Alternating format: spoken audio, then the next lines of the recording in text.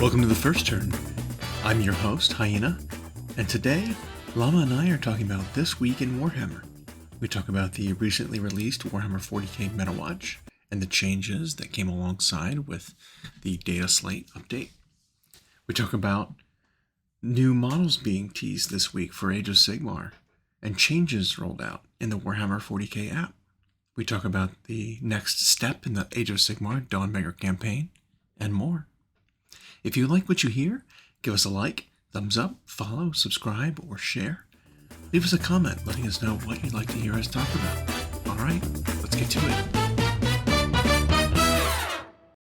To take the keys and yeah. But this time he cut himself out of it. Yeah. So it's there's no repairing that, I don't think. Where's the big child ones? Oh, huge miniatures. Yeah. Yeah, those ones we got for free when we were at the painting table. I plan on doing that again because I want to get more free paint. Yeah, I got some from them that are sitting on my desk. That was awesome. So we were promised this week new models, right? So one of the articles last week said, expect new model releases or teasers, previews from Games Workshop next week, Monday and then Thursday. So today's Thursday. The model releases we've seen in the last couple of days have been okay, right? So we saw today, we got that open-top Sentinel that we were speculating about for Heresy. because of and that's what I expected. It's it's Thursday, it's going to be a Heresy model they're going to show off. It's that open-topped Sentinel that we had seen silhouettes of because we had seen from the other starter box the closed-top Sentinel, right? We saw that in scale form. Yep. And then they're going to release it in big form in a box set for Solar Auxilia. And then there's the open-topped one we had seen. But then they also showed us some of the event and exclusive models coming out this year. And it's man, I tell you, the 40k one is always kind of okay. It's usually useful. Yeah, it's okay, that's a fine model. But the AoS one is always God damn, that is good. That is amazing. And this year we've got a Kroot for 40k, which is man, he's just a Kroot. Just a carnivore, normal Kroot. But the AoS one of the coolest. Yep. I think definitely event models they come out with, but one of my favorite models, I think maybe period. I'm a sucker for just heavy plate armor knights in general. But this one is it mixes the two, interests that I have. I have an interest in birds, don't you know? Yep. I obviously I collect Raven Guard. My symbol is the bird, the hawk, the raven. Hawk would be more White Scars ish. He's the Warhawk. He's the Warhawk. Yeah. So more like Corvus Corax, whose things is the Raven. This new event model is a placeholder, a proxy, whatever you want to call it, for the Arch Knight. Yep. Who comes in the Command Corps for Age of Sigmar, and it's you should have come out the gates with that, instead of the kind of the weird dwarf proportioned knight with the bear helmet and stuff that they did release. This guy I think is more aesthetically fitting for the other contents of the Command Corps because they're all skinny little lithe, people, and this guy was just big and bulky and I don't think he really fit aesthetically. Maybe this is a way to maybe they think they made a mistake and this is a way to correct it. It's well, we had one of the two models we could have released. We chose this one. People aren't crazy about it. Here's this one that can be original design. Or the one that they released as part of the main release was just boring. That's what I'm saying. It's just vanilla. People aren't crazy about it. This one, though, this is the Steel Rook, an alternative Arch Knight for the Free Guild Command Corps. Yeah. Well, and they even hammed it up a bit with the paint job.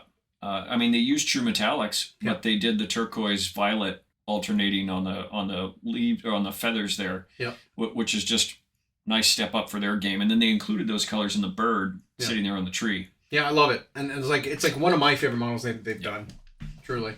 I just wish the Command Corps wasn't a unit of character-ish things. Think about how they did Gloomspite Gitz, right? When they came out with Gobblepalooza. Yep. It was kind of the same thing. It was 5 models that were taken in a group, but each one was separate. I kind of wish it was something like that, or had something like the Knights, were a hero unit. Maybe they have there's a group of 5 of them that are kind of elite, paladinish guardian knights that you can take as a unit instead of having exactly one of them as part of this weird mishmash unit of of stuff. Yep, you with know? mixed stats and So like I don't know, because then it feels like it's an Underworld's warband, but Exactly. but part of the proper battle tome. Yeah. So but that model is wonderful. I might have to get a couple of them. Mm-hmm. I don't know, maybe. Who knows? Kit bash material. This week they also came up with a couple other things. Obviously we had the Metawatch for 40k, which is a whole thing to talk about. Less news regarding that than I thought there would have been. Like they didn't change that much, which is a surprise to me. Well, when we take because the points came out, and then it's like the rules commentary, I think, is where you find most of the stuff, because it's stuff that's throughout the rulebook, and then every single index and codex got a download, except Tyranids, which is funny.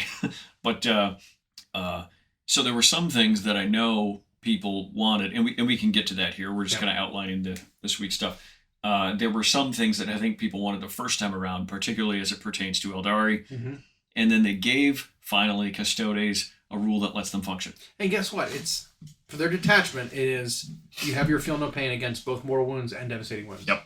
You should have done that. Should have thought of that initially when you did devastating wound change. Yep. That should have been. But speaking of immediately, that could immediately make them relevant. Yeah. So I mean, I've already witnessed the game being played with them, and it does. Yeah. It does at least make the Custodes player feel better about their army. Yeah. If not like functionally better, because it is something, right? Because normally you have a 2-up save, you've got cover, you got massive amounts of damage reduction through your save. If you just ignore it, it does hurt for them. But I mean, devastating wounds aren't everywhere, right? Like they exist, but it's not like, oh well, every single damage I take is devastating wounds, so I can't play the game. Well, no, save against it. And per the Metawatch, we saw Custodes were still above like 44%. Right. This could be relevant because there are some armies whose output relies on devastating wounds combos. Right. I mean, it was definitely it's one of the favorite new keywords. Exactly. And it's like the point changes for Custodes, I think, made a bigger difference than getting the 4-up feel no pain against devastating wounds specifically back. So it's fine. I mean, it's definitely something we wanted. It's definitely an improvement. I think it's going to bump them up a few % win rate. The roster's still too tiny to do everything. It's still small. But I think that helps, Yeah. The other big change we saw are some just egregious combos getting reined in. We did not see anything for AdMech or Necrons. I think they were too soon. Yep. They didn't make any changes. Definitely no sweeping changes, but even minor changes, they make nothing to them. I expect they're going to have some kind of data sheet in a few weeks. Right. That will address them directly. Yeah. That wasn't included here because it's too soon.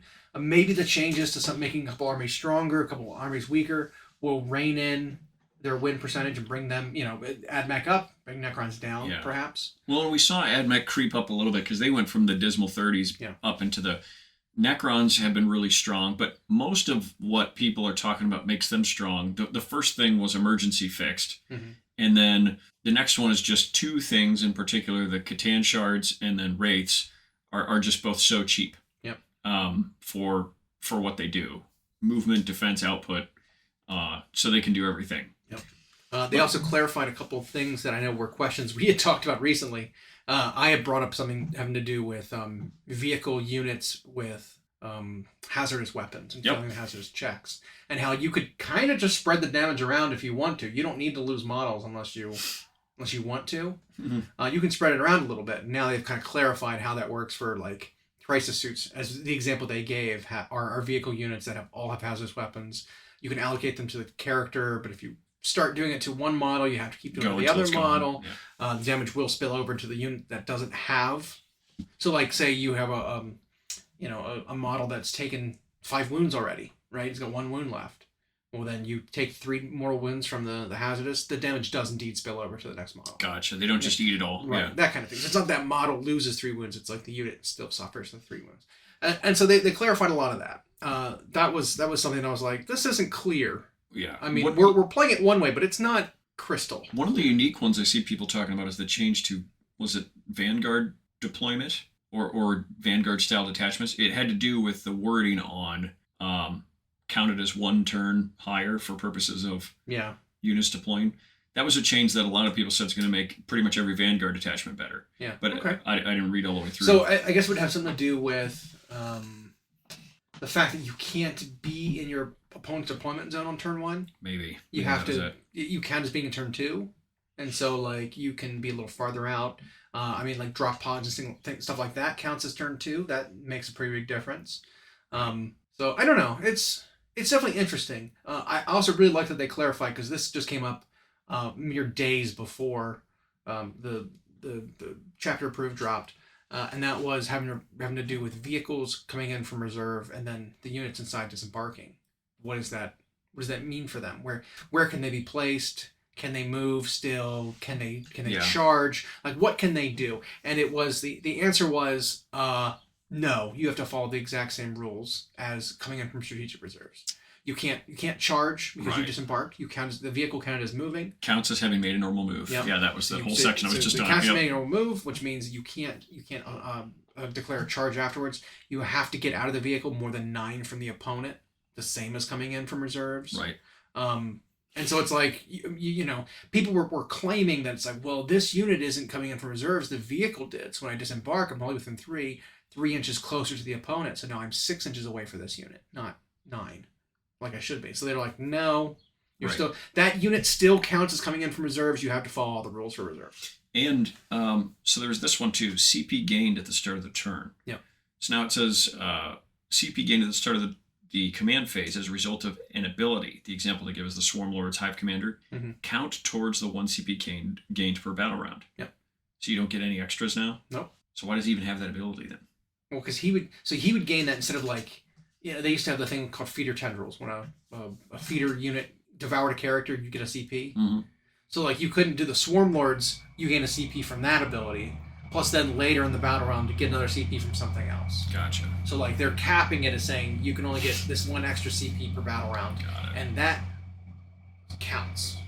Right? Because you get your freebie. Right. And now you can only gain 1. Yeah, period. And it's always been the case, but because it's the beginning of the command phase, well, it's out of my turn. Yep. I can get another one later in the battle. It's like, no, it's still the same battle round. And then when a damage characteristic includes an operator, yeah, such as a plus and D6 plus 1, the value after the operator is part of the damage characteristic, not a modifier. Yeah, which is clarification. Yep. I mean, we knew that. Yep. But good. Yeah. Yeah. and there were some stuff they did about embarking, about a huge red thing about the hazardous stuff, which I think you were just kind of talking about. Yeah. Which is, I always like when they clear up, when the rule does, or the update they do, just makes it clear. I just want them to make a decision.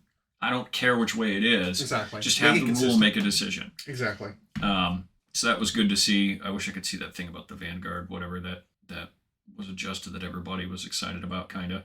It just lets you to get further out. That's the gist of it. You have more leeway. Insane Bravery changed. Overwatch changed a little bit. Yep. Ruins visibility changed a little bit. It was more clarified than anything, because it's always been how it is. My one issue I've got with Ruins right now is another kind of thing that they've messed up is regarding vehicles that can fly being on higher levels of the Ruins. Because we saw in some of the highest rounds of the World Championships even, there were things like Doomsday Arcs sitting up on top of Ruins, like the top level, and firing off of the building. And it's like, well, why can that do that? Because we had a similar thing happen with the Custodes hover tank. The difference is that the Custodes hover tank, the one we had for the table, that may or may not come with a base, we had it on a base. And so the ambiguity is, if you're provided a base for your vehicle and it flies the same way as anything else, if the base overhangs, it's an invalid position. But because the Doomsday Arc, as the example, is on a flying stand, which is so small, the flying stand can fit on top of the top level, mm-hmm. and it's like no part of the hull of the vehicle that would touch the ground at ground level exists. It's a valid position for that vehicle, but other flying vehicles are not allowed to be up there. And it's like, how stupid is that? Mm-hmm. Oh, well, we didn't provide this kit with a base, so it can be up there. But this other kit we did provide with a base can't. because the base doesn't fit, but this little flying stand does. Yeah. It's like, talk about like that kind of thing is modeling for advantage. We talked about before. You know, it's like, that's absurd. That is really, really silly. Yeah. And I don't like that. It's just like, no vehicles on buildings. Sorry. Just period. You can't do it. You know, one change they made that I think people were hoping for the first go round was with Eldari. They pretty much said goodbye to what was happening with Wraithguard and Triple Night Spinner and the Incarn. So the Incarn, I don't think changed much, because it can still charge. It can still end up outside of 3 and still charge on the turn that it translocates. You can still launch it up the battlefield. Yep. But the change was only once per turn in your turn. Yeah. So it's like, okay, so it can't blimp all over the place. Yep. You know, Yep. but it's still the egregious, like, well, I shot and killed a unit. Yeah, his points didn't move, did they? No, I don't think so. Yeah, I shoot and kill a unit, I replace my guy where yours was, and I charge you in my charge phase. It's like, that's still too much. Still does a lot. The Night Spinner change was pretty big. Yeah, I mean, it seems like they're going unilateral with that, right? Where it's like, flatten the wording. Well, make the wording the same. It's how they changed it on like Barb Gaunts, Exactly. so that they Barb. Is choose a unit, and then that unit is -2. Yep. Okay. Yep. Easy. And then they had changed something with the Wraithguard. It was a once per turn shoot back at the thing that shot you. Yeah. Providing you can still see it. It was something along those lines. The Overwatch change was you have to be able to see the unit that you're overwatching. Yep. You can't just like indirect fire Overwatch. Right. Good change. Yep. You know. Oh, we should have been there. I think I don't even think they needed to specify that, because I thought part of the requirements for Overwatch was you had to see the unit anyway. But it could have just been the way their special rule was allowing them to, because it seemed pretty silly. Mm-hmm. Wraithguard were just like this unit that, well, you couldn't avoid or they kill you, but you can't go after them or they kill you. Mm-hmm. And I think they actually made them a little bit better though in the way that they worded it this time, because before it was like, you have the pistol keyword and you can return. And it was like, well, this is too much. And then what they changed to, I forget the wording, but it was like, well, this is useless now. But now it's like, it's a little bit better, but it's restricted and you have to return fire. You can't just shoot whenever you want to. Yeah, and so and both the Wraithguard and Night Spinners went up in points. Which is it was I saw Goonhammer's review of that. And now, it wasn't the doom and gloom that I expected. I expected every Eldar player, or even the not Eldar players, but the people on the internet who want to take part in complaining. Mm-hmm. They weren't saying that, well, now my Eldar is going to sit on the shelf and collect dust. They weren't saying that. They weren't saying now my army's nerfed into the ground. Usually, as soon as one way to play is taken from us, or just the edges rounded off, people declare the end. That's not what people were saying. Because what you, Moose, and I have talked about since 10 started is that Eldari index is just a dartboard of good stuff. You can make anything work. The only reason... Except maybe Shining Spears. The only reason everything isn't being played is just because like this particular thing was so maximally efficient. And now Goonhammer basically concluded like good riddance to Triple Night Spinner plus Wraithguard, because based on the points increases and how they reworded it, you're just not going to see that. Mm-hmm. Which great. Because the rest of that army is still just fine. Yep. That army will be just fine. Oh man, we got to go back to doing the fire prisms again. Yep. And I know they fixed a couple of their stratagems too. I know the Phantasm thing. Phantasm is now only infantry. Yeah. So you can't do it like, oh, I'm gonna move out and I'm gonna start shooting at your avatar, and the avatar looks like, nope, moves 8 inches away. It's like, can't do that. And now it only moves D6 instead of whatever. So. But that's fair. It's still tactically useful. Yeah. But yeah, they're going to be just fine. Did you see anything for any of your armies that you liked? No. I didn't see anything I liked. No, I mean there were some things that came down for Space Marines. I mean it's, you remember, was it 9th edition or 8th edition? The Haruspecs, was it? One of the big bugs was so useless that it's like, even if they were free, you wouldn't bring them. The Maliceptor, first incarnation, he did more damage to himself than he did to enemy units. Exactly. On an optimal roll. And so in that occasion, you were like, even if this was 0 points, or the card effects were like that for a bit. Yep. Even if these were 0 points, I wouldn't bring them. If I could bring them for free, I wouldn't bring them. Because they're a liability. Yep. They give the opponents victory points by killing monsters and bringing it down. I have to buy the models. Yep. They're not going to do anything on the table. And it was like, it was that kind of thing. Well, they're kind of doing that a little bit with Space Marines, where there At least are, the infantry. Yeah, the infantry. I mean, some infantry is still played in Space Marines, but it's like we had covered before. It's all Gravis, and it's scouts who can deep strike themselves literally every single turn they want to. Play them off the board, the next turn come back on the board anywhere else out of 9. Yep. They just do that. It's like, for like 16 points a model, it's like, that is a phenomenal ability. Yep. Whereas you've got things like Assault Intercessors and Tactical Marines that just don't do anything, who are now cheaper than scouts because they don't do anything. And it's to the point where like, I wouldn't even bring these because they just don't do anything. I don't have to worry about them. Like, well, Assault Intercessors, the melee, Primaris Marines, are 5 points for 5 cheaper than scouts now. They're like 80 points, whereas scouts are 85. So it's like, okay, we're down to 16 points a model for a Space Marine, and still I don't want to play them because they still don't do anything. Right? Like it's like, well, my scouts score better than them. Yep. My Moonshoe and Gravis guys all kill better than they do, and so you're left with they just take up space. What do? They give your unit an opportunity to kill more than you in the battle round. Yep. So if they wipe the unit out, they killed more, so they get more victory points. And they allow things like orcs to charge up the board because they can charge you down. If they weren't there, they couldn't charge. Therefore, the orcs are farther away. Yep. It's that kind of thing where it's like, I'm better off just not having them. Yep. Let alone paying points for them. But even though the points are getting so cheap, it's like they're still not good. Space Marines just need better stats. Yep. That's all there is to it. The points aren't going to fix them. Yep. You're not going to fix this with points because you have to give them like guardsman level points to make them playable in like massive amounts. And then you're like, okay, well, I'm going to play Space Marines. Here's my 200 bodies. Yep. Playing my conscripts Space Marines. It's absurd. So like, and I've been saying this for a while with the stat distribution that they've changed. Yep. They really didn't take the opportunity to adjust it at the lower end of the scale. They only adjusted it at the higher end. And so like, sure, orcs can be tougher than Marines if you want to keep it that way. Fine. But like, move the whole scale up a little bit. Move small arms fire up a little bit in terms of strength. Like, it doesn't need to be 3s and 4s everywhere. Make orcs tough 6. I don't care. But make Marines 5s, that way humans can be 3, and Eldar, who are tougher than humans, by the way, don't need to be tough 3 like a human is. Make them tough 4. So it's like human 3, Eldar Gaunt's 4. 3. Yeah. Maybe even Gaunt's 4. Because they're huge. They're horse-sized, like, aliens with, like, hard the new models are a little carapaces, smaller. But even so, they're still larger than a human. And they're covered in armor. So, I don't know. Maybe this keeps tough 3. But point remains, if humans are tough 3 is like the baseline, Eldar need to be tougher than them, Space Marines need to be even tougher than them, and if orcs are tougher than a Space Marine, make them tougher. So you've got like 3, 4, 5, 6 right there. You can make your Nurgle guys strength 6, or tough 6 like a they were so bent on like holding that 4 on Marines because for 25 years people are so used to just seeing the 4s everywhere on a Marine. Yeah.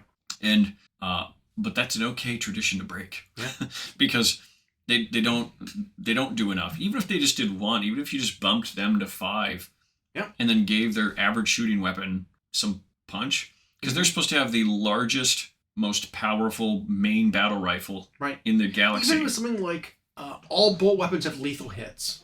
Something to let some wounds get punched through.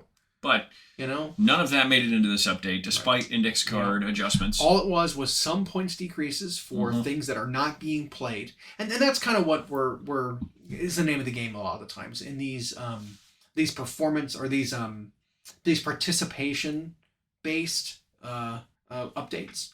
Is what do we see in 0 lists? Okay, bring them down in points. Yep. What do we see in all lists? Okay, bring them up some points. That's really what we see. Right. That's how you kind of like put your eyes onto a thing that needs to be adjusting as it's in every single list. Right. Centurions going up. Yep. The Gravis, what are they called? Incursors? No. Inceptors. Plasma Incisors. Yeah, Inceptors. Yeah, the Inceptors. So like the plasma guys are very, very good. Yeah. And they were too cheap, so they went up. You had like in Tau, crisis battle suits are everywhere because they're the only good thing in the entire book. Yep. I mean, really. Their points went up. They're now 200 points for 3 of them, and which is a fine point. But I'm surprised they did it just because their book's coming, and that was. So I mean, I would expect maybe the incarnation of them in the book is different. It could be. So they might be 200 points now for their current loadouts, but when the book comes out, they might go back to only like 150 because you have to take you can only have one of each gun, Right. which makes them way less efficient. Yep. And so they don't need to be 66 points apiece if they can't span the same gun and be single purpose. Yeah, it could just be it's a right now points cost. Which I hope so. I think the Tal need a pretty big rework in terms of even army rules, not just detachment but army rule too, because it's all just it's so clunky. It's so hard to do the thing. Like it's too complicated to accomplish what they want to. Like they basically have the Votan rule for an army, but with like 5 extra steps. Like it's nonsense. And so like they could stand to have some editing, some proofreading on their rules and make it simpler. And the little guys, the Votan, had some points increases because they were getting a pinch too efficient. Because again, it's some of their things were auto includes or they were included in every single army, and so they're like, oh well, if it's 100% inclusion rate, they're obviously too good. They need to go up to that. In their last update, like fine. They did the thing where they made their army rule better. Yep. But then it made them all super good. Yeah. And ultimately, I'm wondering if some of these changes are going to hopefully correct some of the win rates of the other armies. And that's why they're not touching the newer armies yet.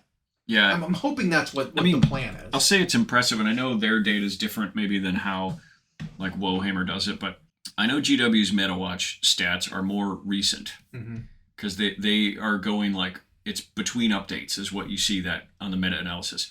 I have to say it's impressive that a game like 40k, which has had wild balance issues for an eternity, and and they're still there, sure, and the things that are good for everybody feel egregious at times.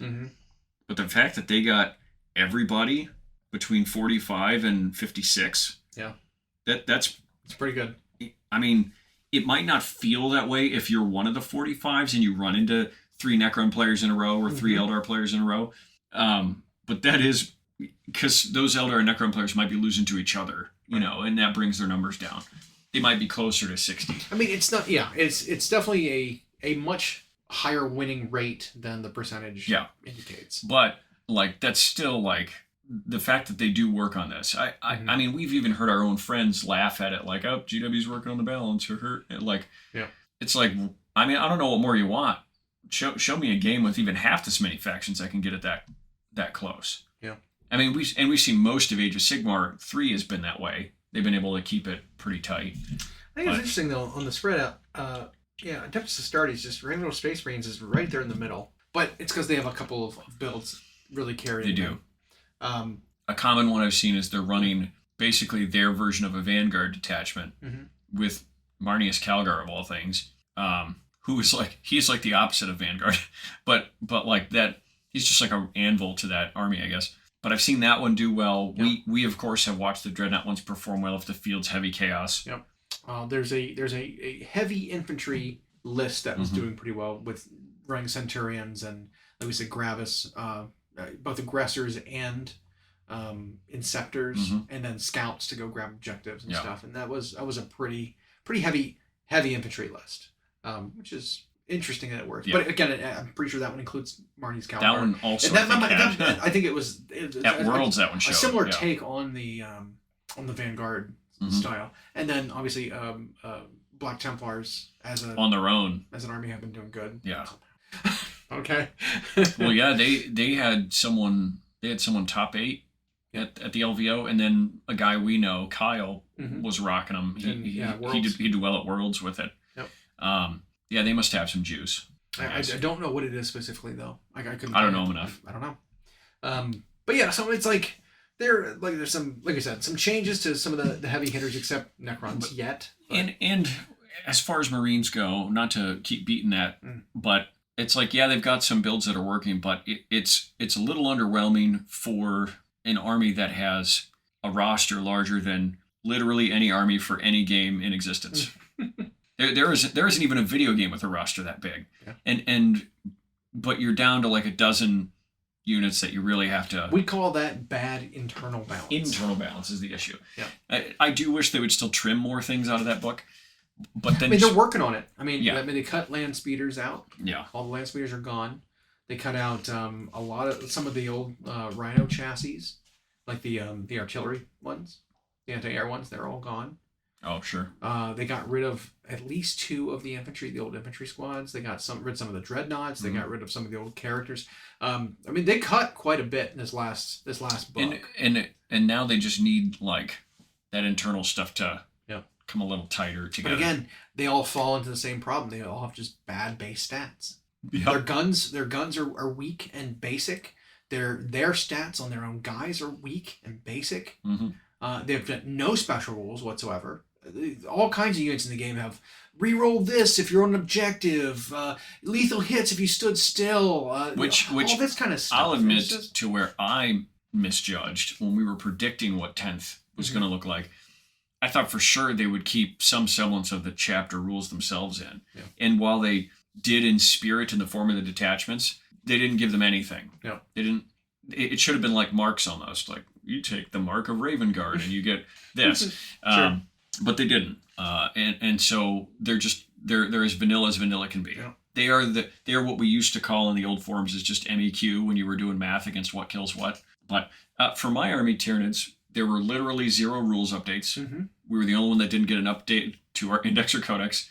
But it's because the rules for Tyranids, I think, function. Tyranids are scoring well. I guess their best armies are doing that. They really lack killing ability.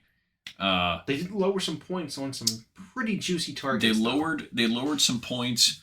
I think the Norns will both see play because they both came down. They were already really close. The surprising one to me was that Broodlords and Genestealers both came down. Yeah. And they were already good.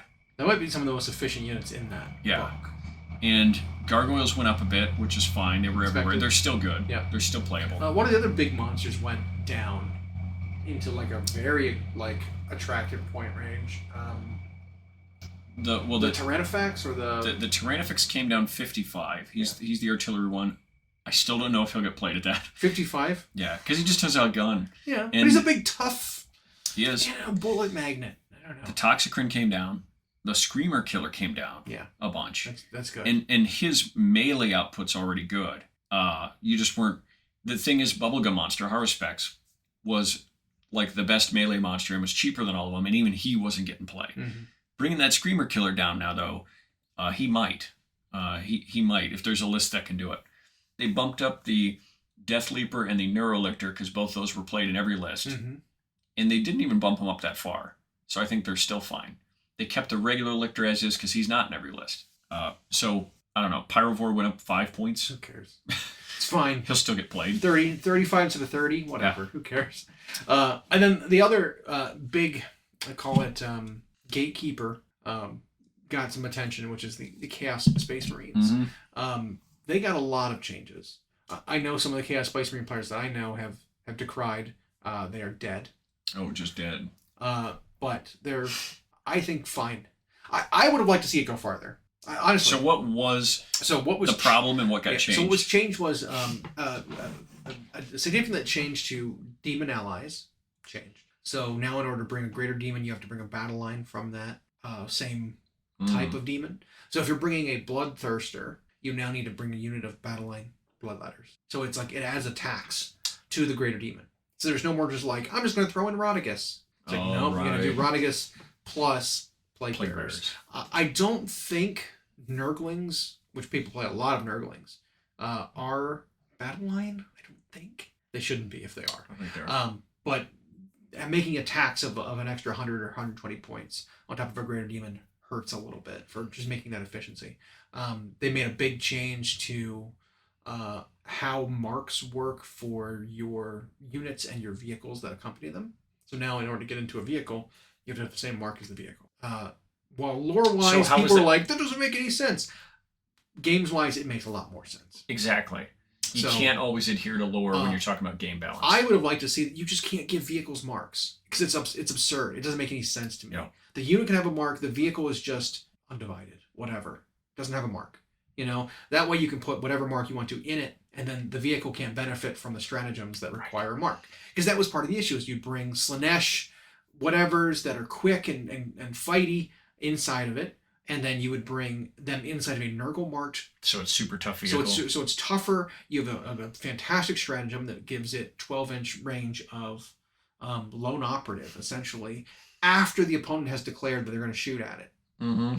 And they're like, I'm going to shoot this. I was like, all right, well, dark obscuration. I now have cover. I have -1 to hit if you are within 12. And if you're outside 12, you can't target me. And it's like, so this is nonsense. Ultra efficient killer unit is guaranteed to get there. Yeah, or you even better, you put it on a Land Raider, and you're taking Abaddon and Chosen up the board, who are untargetable. Yeah. Because of Mark of Nurgle on the vehicle. Well, they changed both the way that the vehicles interact with the units inside, and they changed Dark Obscuration as just a stratagem to make it 18 inches instead of 12. There's a really big difference in those 6 inches. 12-inch range is like, this is unmanageable, because that's charge range. Yeah. 18 inches is like, I'm outside of charge range, now I can actually shoot you before you get to me. Yep. So it's like, it's a good change. And then in addition to that, they made... And by the way, the Chaos vehicles were getting this. Yeah. And were they a whole bunch more points than Space Marine vehicle versions? No, actually, I think they were. No. I think they might have been exactly the same points. Oh, okay. Yeah, so it's just free rolls. Yeah. Space Marines only get one thing, and it's reroll against one target to hit once per battle round. It's they neutered it so hard. You might as well just not even. I forget they even have Oath. Yeah. I forgot because it's not Yep. it's not useful. I forgot they had it entirely. God damn it, so annoying. And then they changed something for. Oh, I know they increased the points on the Forge Fiends, which was necessary. They were getting played everywhere. Yep. They changed something for. I think they changed the OC on the like the cultist unit, the half possessed unit of cultists who were the blenders who would kill everything. They made a couple changes to them, and they made another really big one too. Trying to remember what it was, but like I said, the general consensus among the people I talked to in person was that It was Profane Zeal, so it changed so it only can target Chaos Undivided. Yeah, that was another one. That was a big one. Zeal became reroll wounds for an undivided unit. Yeah. So that's enormous. Because that's what kind of allowed them to be so efficient. See, I don't think this makes them dead. I don't think so either. People always jump to that conclusion because Exactly. the exact way they play it has changed. Well, and then it was... So yes, what is dead is your one way of playing. Exactly. The thing people complain about is that, well, I spent all this money buying the units to pull this off, and now it doesn't work anymore. And they screwed me over.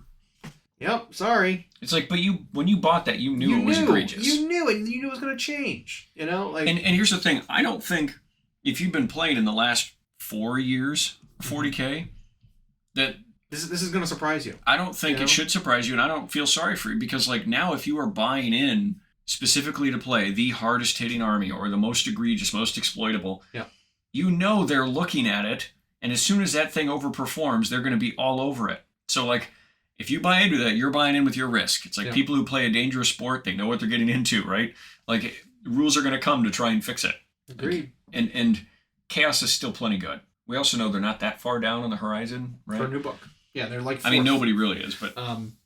But yeah, just... the other thing they changed about the cultists was they lowered their OC by 1, which was good. Yeah. And then they changed how often they regenerate models in their unit to just your command phase, not every command phase. Yeah. Because that was something they were regeneerating too much. Made it almost impossible to get rid of them. Yeah, it was absurd. But that alone kills that build. It doesn't kill the army. You know what I mean? It's like with Eldar. One build got or really half a build got taken. They have plenty of good units. Yep. And then the other big one was Drukhari getting a whole other detachment.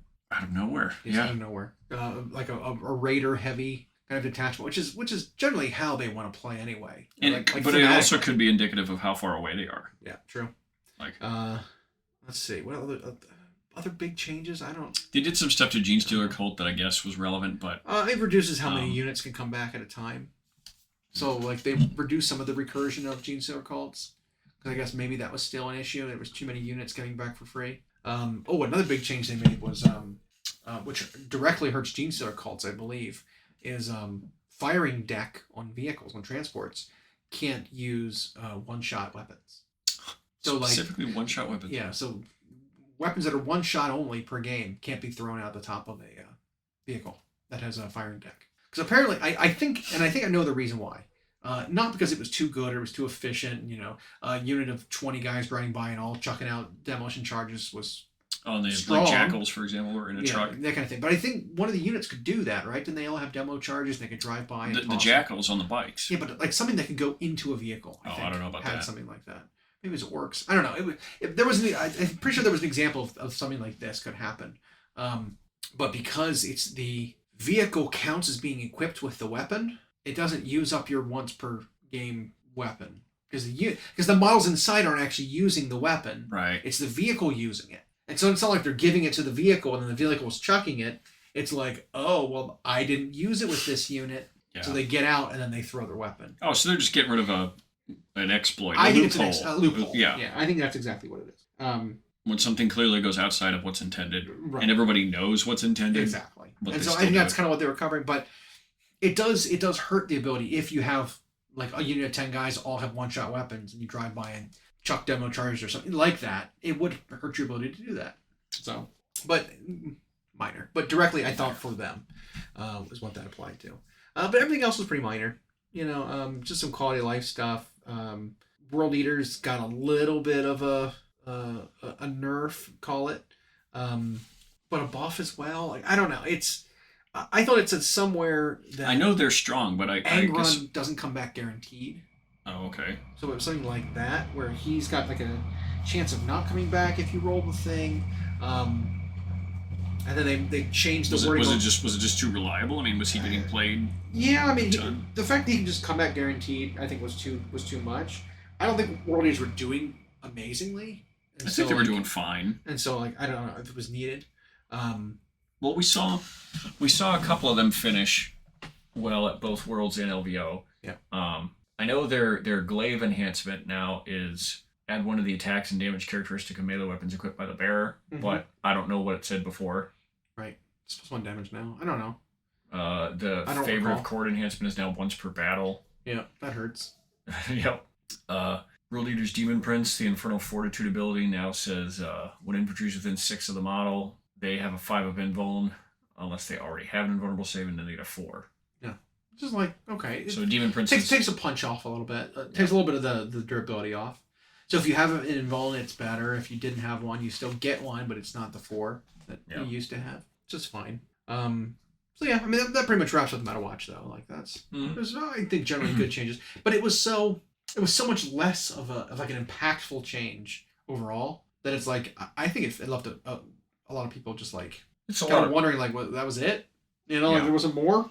But it's hard to gauge what some people want. Some people want extreme things, but then can't propose like what a adequate solution would be. I want extreme things. I would. You want stat rewrites across the game. I do, but I also would have changed big things with the chaos. I wouldn't have gone the route that they did with like the marks and stuff. I think their just general rule of praying for the powers is just too powerful. It's too good because it doesn't matter if you fail. Nope. Right? Yeah. The damage you take, I believe, is after the phase in which you used it, and so you still attack at full efficiency, and then at the end you check to see if you used the power, and if you did. And you fail your bravery, then you take some damage. Maybe, if you don't have a feel no pain.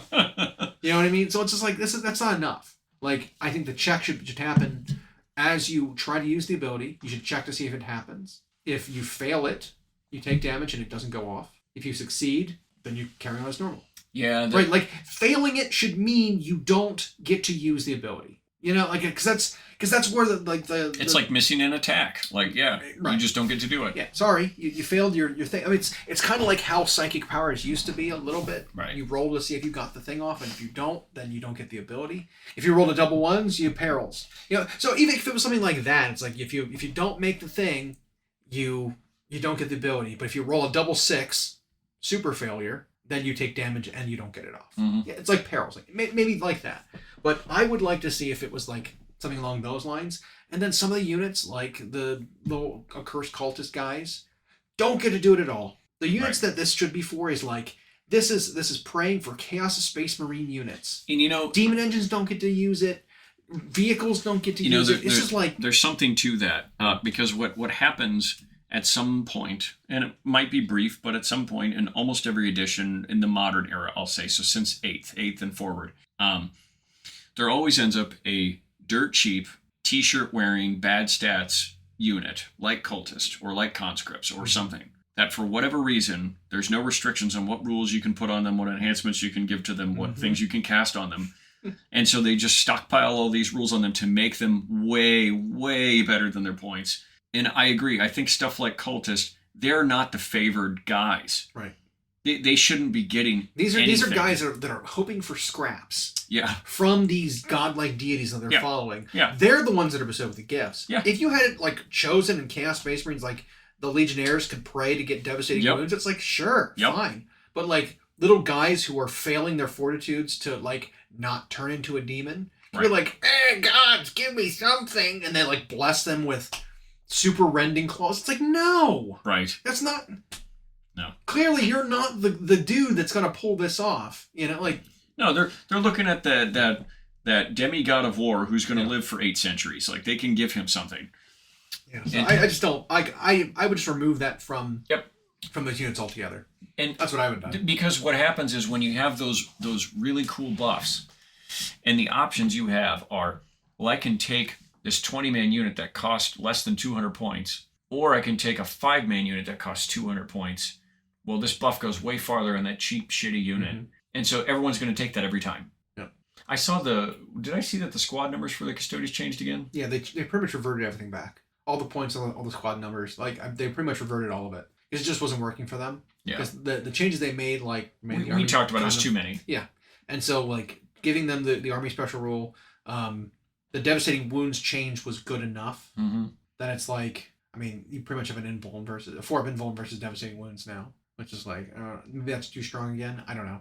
Custodians are still very durable. Yep. You know, and so it's like, we'll see if they skyrocket again. Because they like I said, they pretty much undid everything that they had done to nerf them before. It's Plus funny, they gave them something else. You've never liked their stats, but for the opposite reason of how you They're never too liked much. Space Marines. I'm sorry, but a Custodians is not that much more impressive, like in the lore, than a Space Marine is. They are better. They are bigger and yes.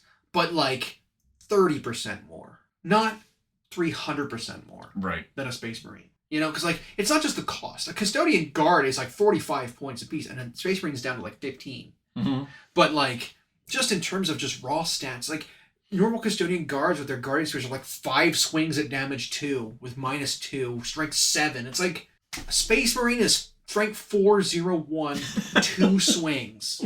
It's like what? Are you kidding me? Yep. Oh, I get a chainsword. 4 attacks, 4-1-1. Hitting on 3s. Yep. Custodians are like, that's cute. I'm on 2s. Yeah. I killed 4 of you. You know, I killed 4 of you. You made me make 4 saves on my 2-up save. I took 1 damage. I'm like, oh my god.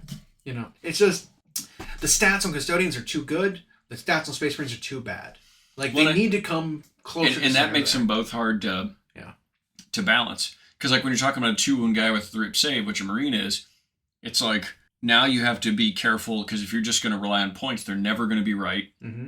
With Custodians, their stats are so high that if you bring their points down at all, it's bananas. Yeah. So, but then if you point them high, now they're just unplayable. Because there's not enough of them. There's not enough of them. Yeah.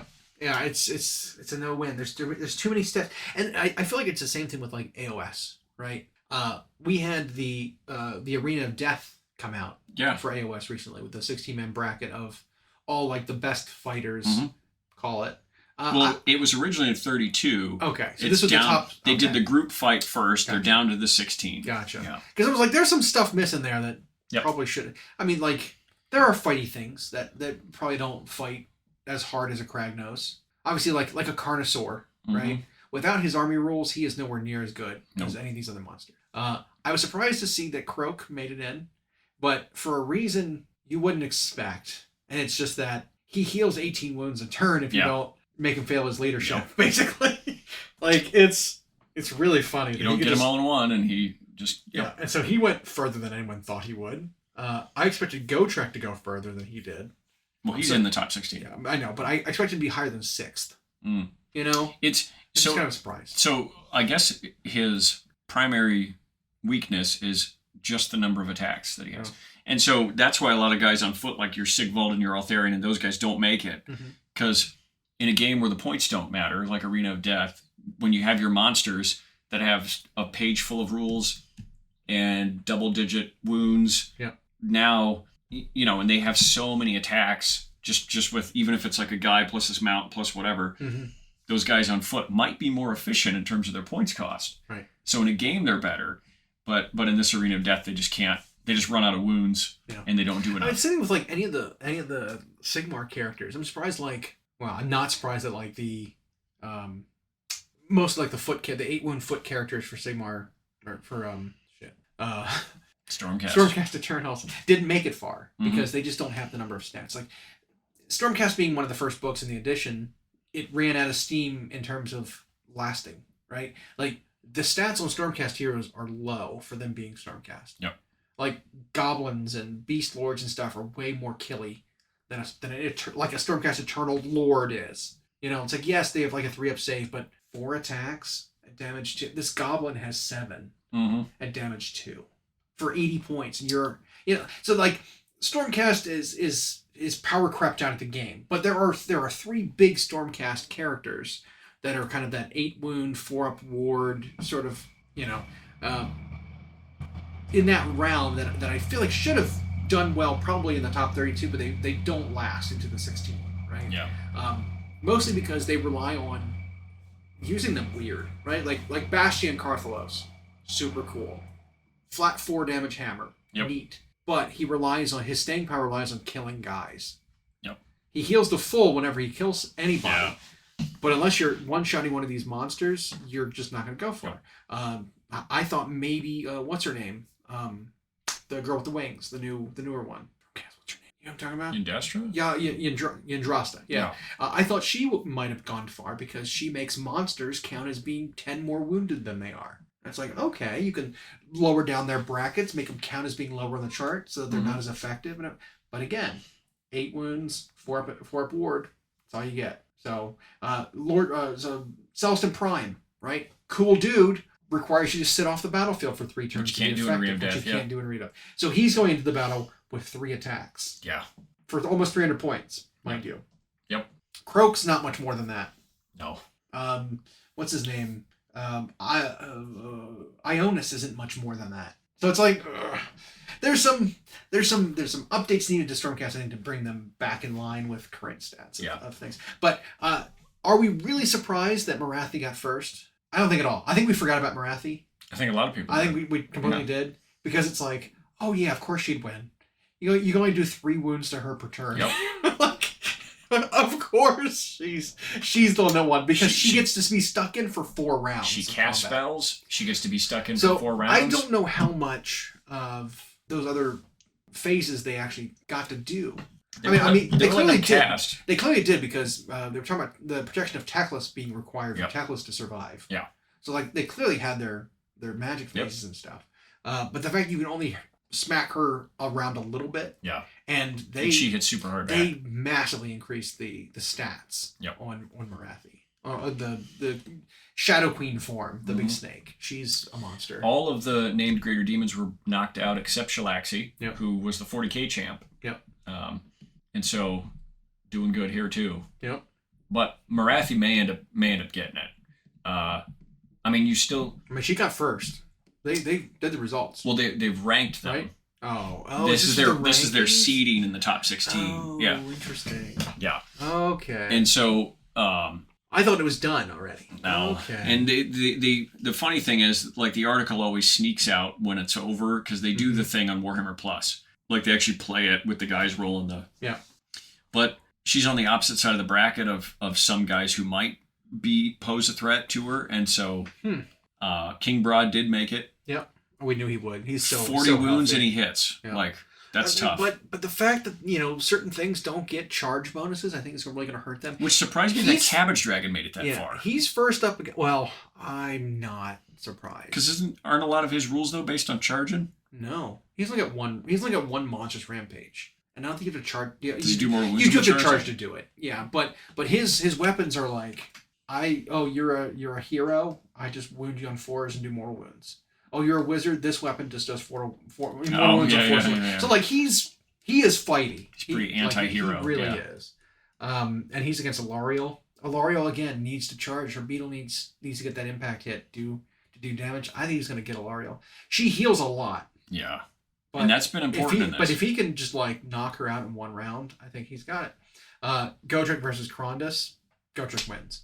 Which one's Krondus? That's one of the newer dragons for Stormcast. Oh, yeah. I saw in the group round the two brothers were in the same pod or whatever. But Godric's, I think, the only derp on foot that's still around, isn't he? Yeah. Everyone else is a monster or a mount. Oh, sure, yeah. Monster, mounted, monster. Yeah, he's the only guy on foot. But we knew he was that good. Yeah. And he still might win it. He might. Like, because he's got 8 wounds. Yep. He's got a 3-up ward. He can only ever take 1 damage from anything. That's a big thing. So you're reducing down. You're basically ignoring any attack on a 3-up. After you failed your save.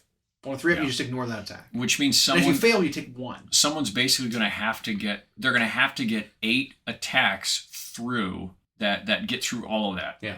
Which means 24 successful wounds on average. What you need. 24 successful wounds to make him, on dice, fail 8 of them. Yep. I mean, it might be the 17th one that does it. Could. Right? Like, it's just how that works, right? You might roll badly on your first 16, and then you only need to fail 1 more, and then the other 7 would have made it, but, it's still a lot. And I think if anyone gets him, it's just going to be because they outlasted him wound-wise. Still, though, he hits really hard.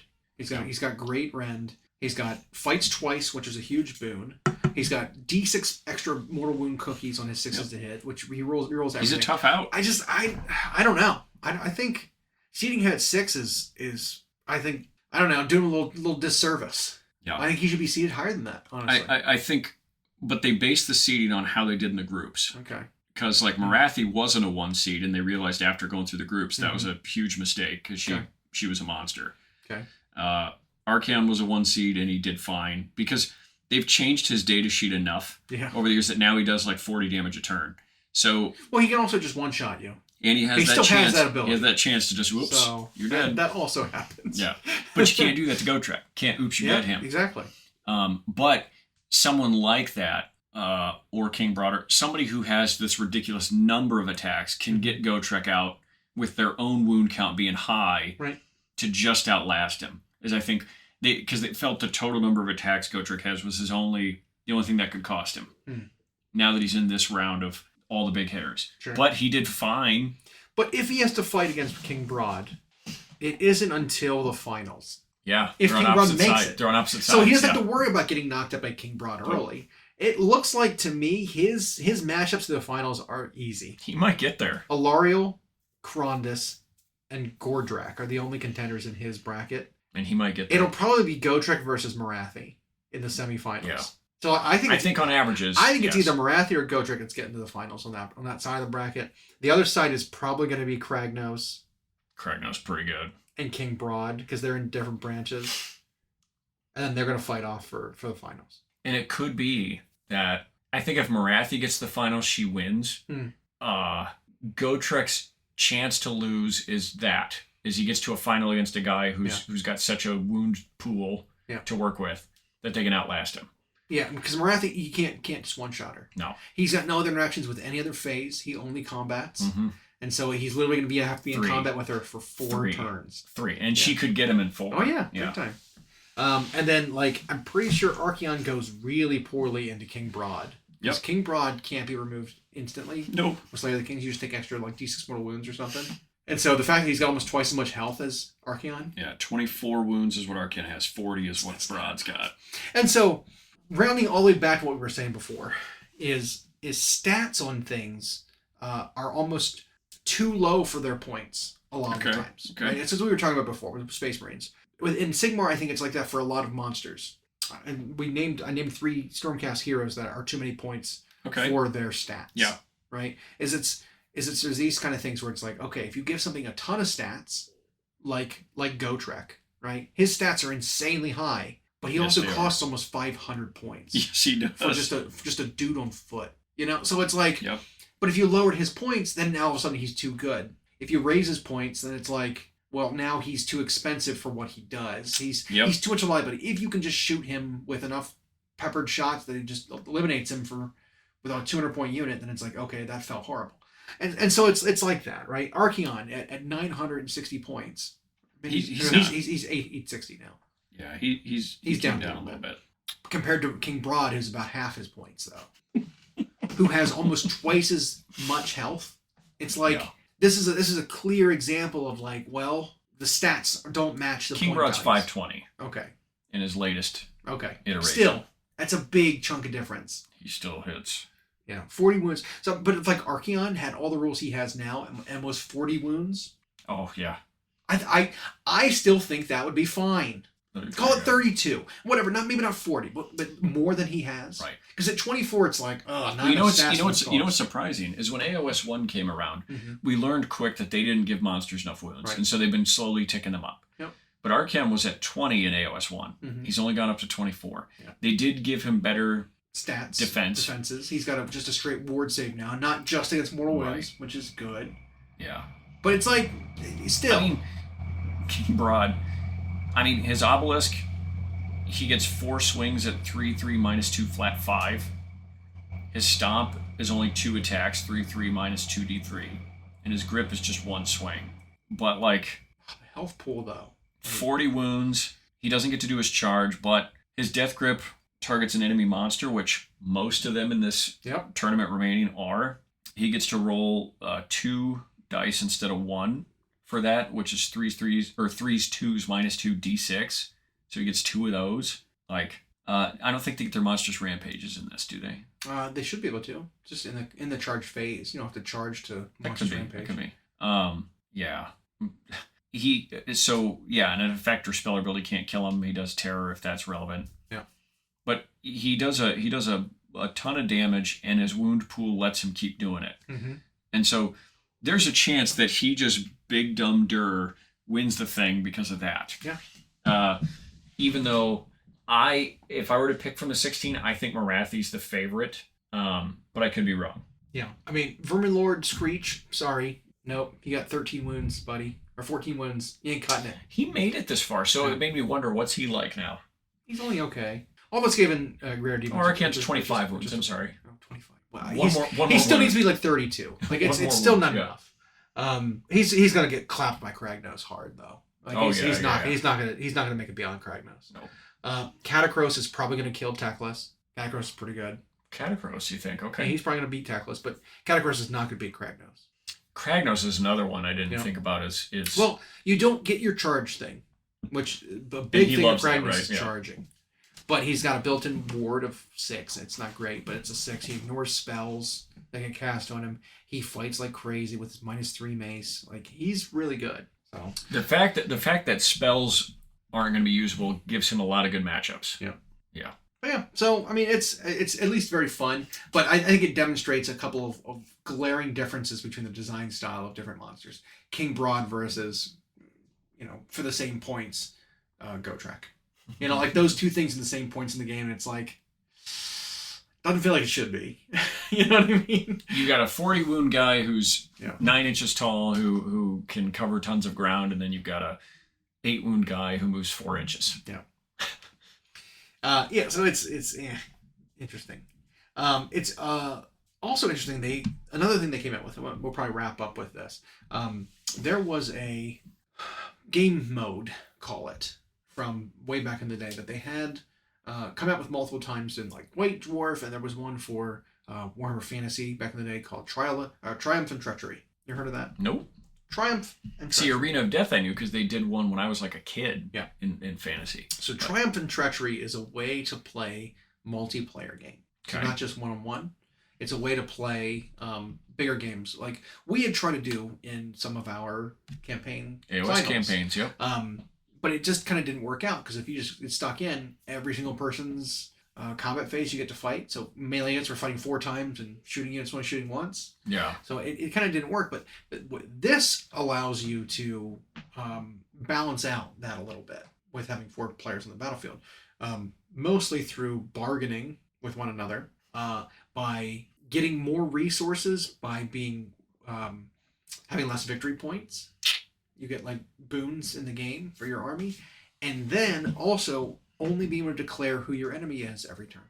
So if you choose one player as your enemy, you can only attack them in that phase. Okay. So it's like if it's combat phase, well, I can only attack my enemy if I'm locked in with another unit and they're not my enemy. I don't get to swing fight there. them this phase until they become my enemy. Then they get to fight. Like it's a way of arbitrarily breaking up like your focus on different enemies. You know, and instead of being able to just like wipe everybody out simultaneously.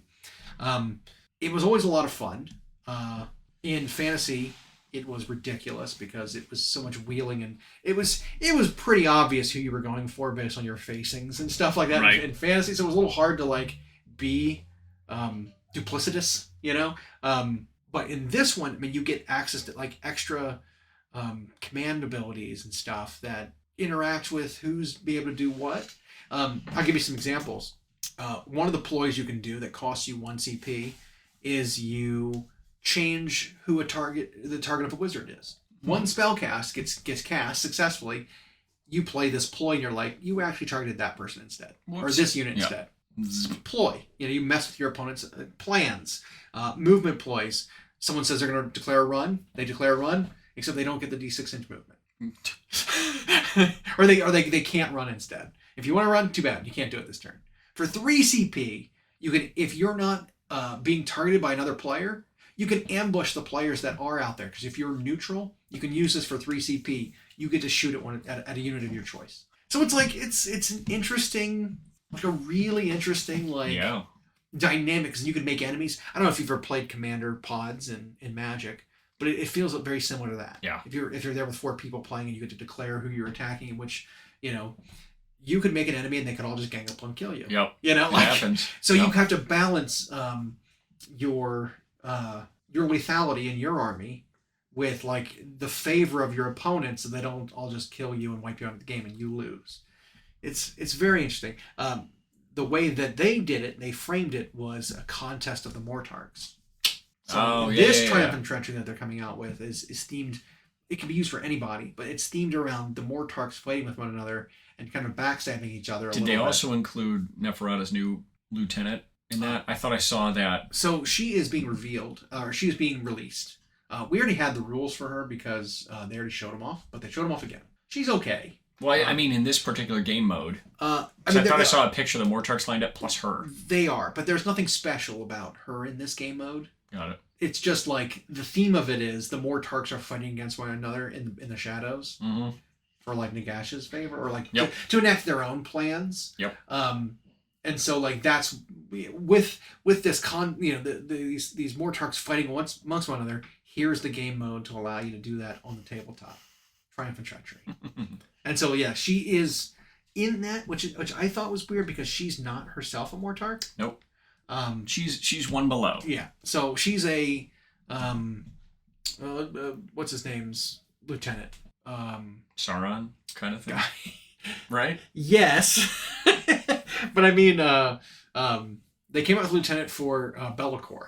Eternus. She's an Eternus type character. Right. It's like how the Witch King was important, but he's not Sauron. Right. Right. Which I think is they put her in the 6, but didn't put Manfred. He's not in the poster of the 6 Mortarks. It's really strange. Like, because Arkin's there, Neferata's there, the new guy's there, Usharan. You have the Mortark of Grief, the Olinder. And you've got Catacross, and then it's like the new character. It's like, wait. Where's Manfred? Are they pulling him? There's no way. Maybe that's a sign of something to come for Manfred. Could be. Maybe he's doing something more important. He's not bickering and dealing with these politics. It's interesting as like, well, all of Undeath is under Nagash's control, and he brought these guys back. Oh, I know why they didn't invite him into it. He doesn't have a hat. Can't throw his hat in the ring. Yes, but if you look at the picture of all 6 of the people participating, they all have really big, impressive headdresses. He's bald. Manfred's just bald with no hat. That's it. Yeah, that's it. Even Nagash, you know, like. But I know in some of the more recent fluff, he absolutely hates. Oh, of course. That he is at Nagash's, but he can't. So he's always scheming, but he also can't really do anything without Nagash knowing, because he only is here because Nagash. You can't really betray Nagash. No, because like he's only here right now because Nagash made it so he could be. Yeah. That's tough. Very interesting. And then the new book is going to have those rules in it, which is neat. That's a reason to get it. And that's the new Dawnbringers book? The new one coming out with Usharan in it. And will be... Death will basically have a bunch of regiments of renown in Armageddon. Yeah. So it's a very death-themed book, which is, I think, really interesting. And you think we still have one more after this? Yeah, I do. Mostly because the one after that is going to be dealing with like the witch hunters. So Usharon's book is this one. The one after that has to do with the Neferata Lieutenant, I believe. Is that the one it was? Oh man, I'm mixing it up now. Who else was it? You know the new Witch Hunter Warband from Warhammer Plus? Yep. So those guys are facing off against somebody. Okay. Oh my gosh, I forgot who now. So I don't think it was her because her model's coming out. I don't think it was her, but it's somebody else. They're facing off against somebody. Can't remember at the moment. But it's the Crone, the Shadow. Oh Green, yeah. Darzakane. Yep. Crone. Those two are in the same book together. That's right. But the reveal of her is not some big end of campaign reveal. So like there's got to be another book leading up to some kind of new reveal, because I thought there was going to be a new Chaos player. Maybe in the mix that they were talking about showing off. Whatever that is, I'm not sure yet. I'll have to read up on it again to see for next week if we can explain the story of that better. Because there was someone, and they got a title. It's equally cryptic as like the Summer King. It's like a weird ass title like that. Who's supposed to be a big player behind the scenes that we just haven't seen yet, and I believe it was a Chaos one. Okay. Which might even lend to some of the teasers we've had. Teasers being paid off. Yeah, because we know there's like Dark Oath stuff and some kind of barbarian stuff coming. Could be that. Could be a big Dark Oath player. I'd be ecstatic about that. And I'm hungry to see them play out. I can really sink my teeth into some of those models. Bite down to the flesh. Food. Let's see. Yep. Thanks for listening. We hope you enjoyed. Check out our new episodes every Friday on Google Podcasts, Spotify, and Audible, or on Podbean. You can also follow myself and Llama on Instagram for more. We are at Hyena Paints Minis and at Llama Paints Minis. Music provided by Kevin MacLeod at incompetech.com. And as always,